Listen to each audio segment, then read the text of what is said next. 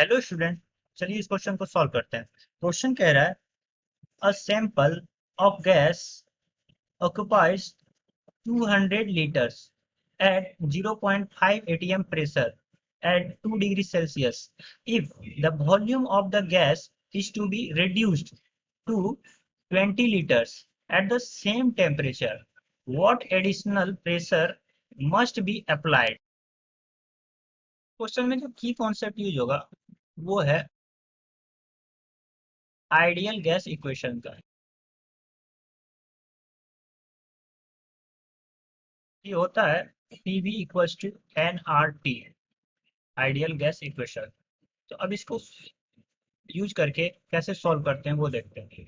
यहाँ पे क्या कर रहा है कि a sample of gas occupies 200 litres, यानी कि V1 यानी वॉल्यूम, पहले केस के लिए वॉल्यूम दे दिया गया है 200 लीटर्स, 200 लीटर, और प्रेशर दे दिया गया है यानी P1 इक्वल्स टू 0.5 atm, और टेम्परेचर T1 दे दिया गया है 2 डिग्री सेल्सियस।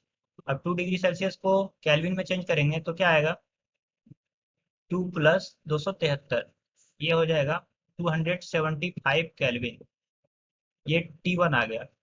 अब दूसरे केस में क्या दिया गया है कि if the volume of the gas is to be reduce to 20 litres, यानी कि V2 हो गया है अब 20 लीटर्स।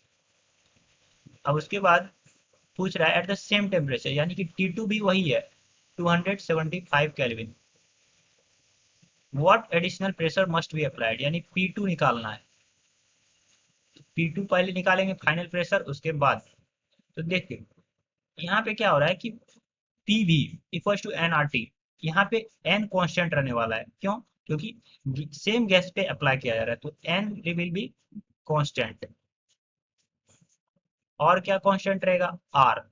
R भी एक तरह का क्या है? कांस्टेंट, क्योंकि ये क्या है? यूनिवर्सल गैस कांस्टेंट, इसका नाम ही है यूनिवर्सल गैस कांस्टेंट। तो अब देखते हैं फॉर्मूला में क्या आता है। तो P1 V1 equals to nRT1, ये पहला केस है। और दूसरा केस आएगा P2 V2 equals to nRT2, ये आ गया। अब क्या बोल रहा है कि P1 V1, अगर इक्वेशन 1 को इक्वेशन 2 से डिवाइड करें तो आएगा ये P1 V1 divided by P2 V2 equals to nRT1, और T1 T2 भी तो सेम है, तो T1 इक्वल्स टू T2 लिख सकते हैं nRT1, क्योंकि T1 इक्वल्स टू T2 है, T1 इक्वल्स टू T2, तो इसलिए इसको T1 T1 लिख दी। तो ये और ये कैंसिल आउट हो जाएगा, तो ये 1 बचेगा, तो यहाँ से लिख सकते हैं P1 V1 equals to P2 V2।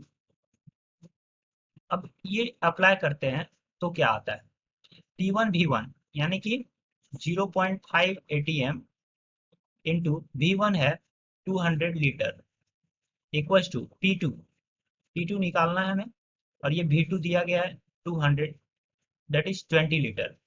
तो ये P2 आ जाएगा 0.5 इंटू 200 डिवाइडेड बाय 20, तो ये 1010 बिल्कुल कैंसल आउट, तो ये हो जाएगा 10।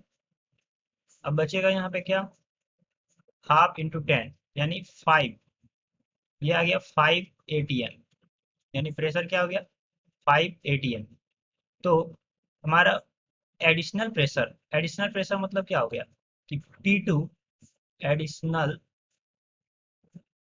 प्रेशर, यानी कि पहले था हमारा P1, अब उसमें क्या ऐड कर दिए प्रेशर, जो कि बन गया 5 atm। तो P2 इक्वल्स टू हो जाएगा P1 प्लस P एडिशनल, तो ऐड लिख देते हैं इसे, तो P एडिशनल यानी P ऐड हो जाएगा P2 माइनस P1 यानी इसका डिफरेंस, तो P ऐड आ जाएगा P2 माइनस P1, यानी P2 है 5 atm माइनस P1 है गिवन है 0.5 atm, तो ये आ जाएगा 4.5 atm। ये हो गया additional pressure must be applied. तो हमारा फाइनल आंसर आ गया 4.5 atm, that is atmospheric pressure, is the additional pressure, additional pressure that must be applied to be reduced to 20 liters at the same temperature. I hope this is clear to you. Thank you.